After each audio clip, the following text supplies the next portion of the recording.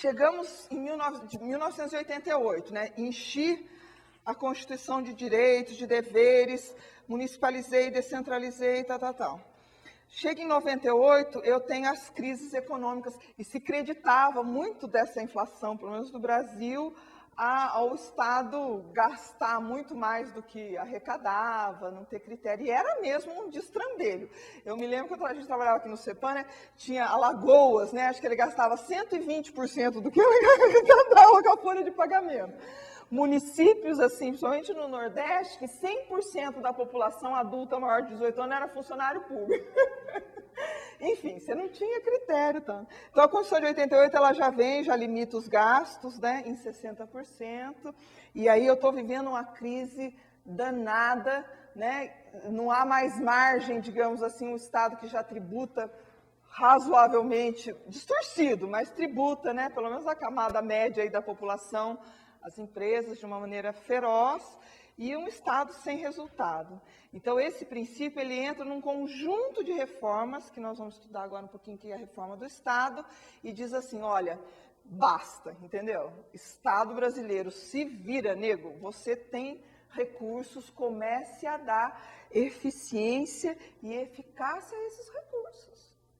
Por menor que eles sejam, né, você tem que dar um mínimo de eficiência. Então, ele traz de volta uma coisa que estava fora e vem para a Constituição, que é um princípio da administração pública. Pega aquilo que você está gerindo lá. Quando eu comecei a falar da administração pública, eu já comecei com eficiência. Sou um gestor público, mas o mínimo que eu tenho que gerir, aqueles recursos que me foram postos, é com eficiência.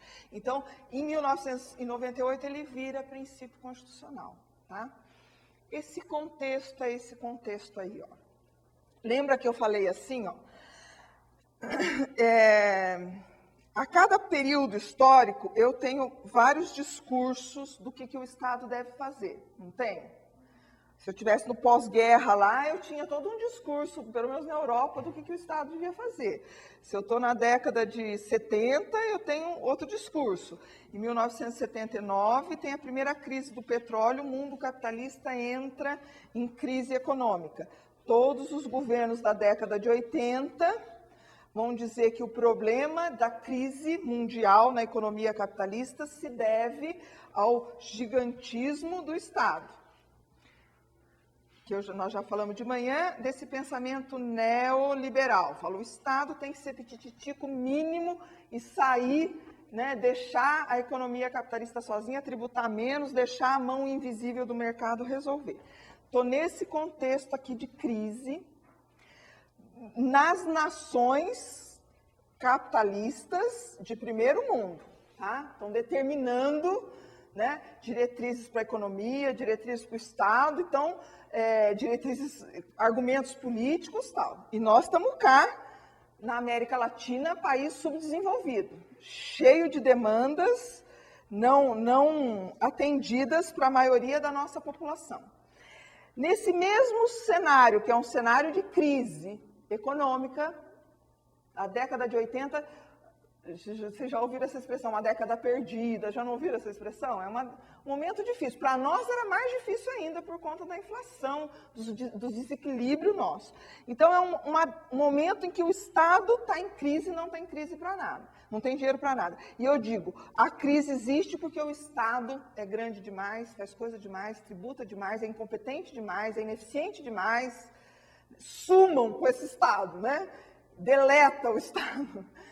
Acaba com ele, diminui o espaço dele.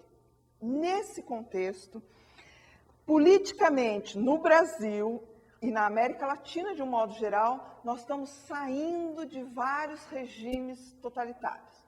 Vários regimes que começaram a fazer água por causa da crise econômica.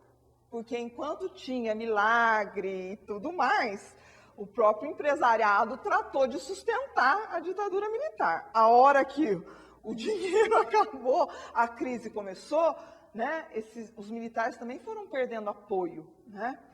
Os militares também já estavam há 20 anos, tinham crescido a estrutura do Estado brasileiro.